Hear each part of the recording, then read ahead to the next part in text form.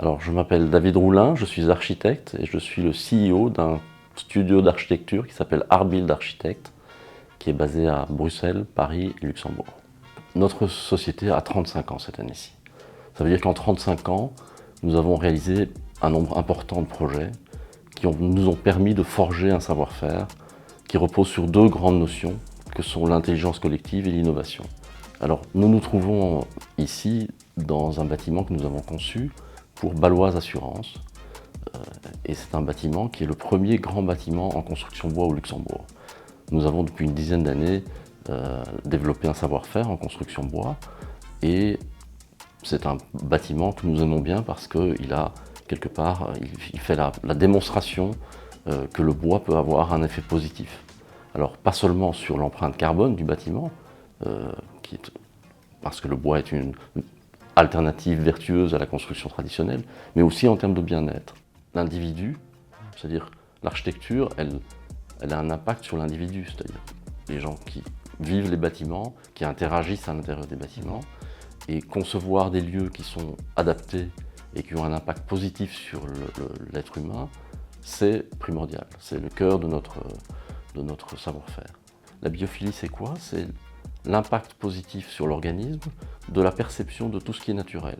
La lumière naturelle plutôt que la lumière artificielle, le végétal, les matériaux naturels, le bois, tout ça a un impact positif sur l'organisme qui fait qu'il y a une baisse de la tension artérielle et donc l'anxiété est beaucoup moins grande et donc on vise cette alchimie qui fait que dans un environnement bâti, on se sent bien. Et c'est le cas ici, quand on rentre dans le bâtiment, effectivement, on a tout de suite, physiquement, on ressent une espèce de bien-être uniquement parce que le bâtiment est en bois et donc il y a l'odeur, il y a la lumière, il y a tous ces éléments qui font que le son, très important.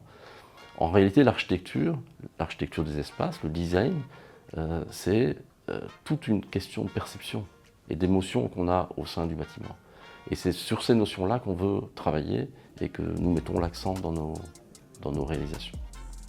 Alors dans le secteur de la santé, qui est un secteur dans lequel nous avons une expertise, mais qui est un peu particulier dans le milieu de l'architecture, la marge de progression est encore très très grande.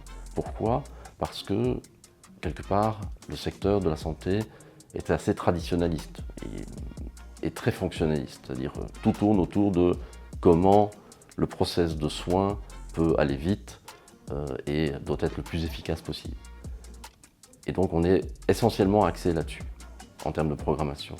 Or, grâce à notre expertise dans d'autres secteurs, nous avons appris que l'architecture avait une importance fondamentale sur le bien-être et sur l'interaction entre les individus. Dans un hôpital, si on ne traite que la question de la fonctionnalité, on passe à côté de quelque chose. Ce qui compte, c'est que et les personnes soignées, et les personnes qui soignent, et le personnel administratif, et les visiteurs, tous soient dans des conditions de bien-être qui font que, le taux d'anxiété est moindre. Or, à l'hôpital, traditionnellement, on n'y va pas par plaisir parce que c'est plutôt un environnement anxiogène.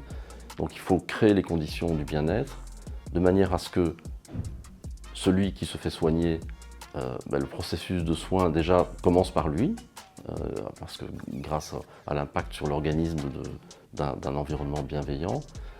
Et puis l'interaction entre les individus, c'est les gens qui travaillent ensemble avec plaisir parce qu'ils sont dans un endroit qu'ils chérissent ou dont même ils sont fiers au sein d'une entreprise, parce qu'un hôpital c'est comme une entreprise. Comme ici chez la Baloise, les gens sont fiers de venir dans leur bureau parce que c'est un endroit où il est agréable de travailler et où il est agréable d'interagir avec les autres. Après, la technologie dans l'hôpital, ce qu'on appelle l'hôpital numérique, notre position c'est de dire c'est très important d'être efficace grâce à l'hôpital numérique. Il doit être un outil, mais il doit être un outil pour libérer du temps. Ça ne doit pas être une contrainte, ça doit libérer du temps pour que justement le personnel soignant, les administratifs, tous les gens qui travaillent dans l'hôpital consacrent la majeure partie de leur temps à la relation aux patients et à l'empathie et aux soins. Nous visons, dans notre pratique depuis une quinzaine d'années, une société 100% sans déchets.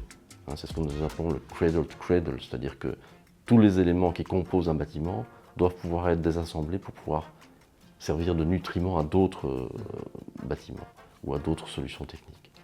Alors l'architecture durable, elle n'existe que si tout le monde est d'accord sur l'objectif.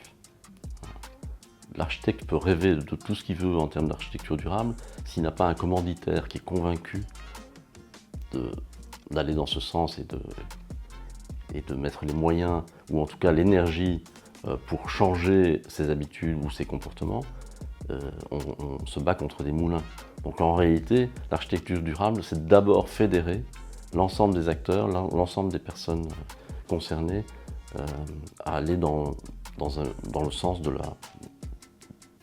la vertu et d'une architecture qui a un impact positif sur à la fois les individus, la communauté ou la planète. Je dirais que l'architecture est un formidable métier. C'est un vecteur de création de valeur absolument inouï.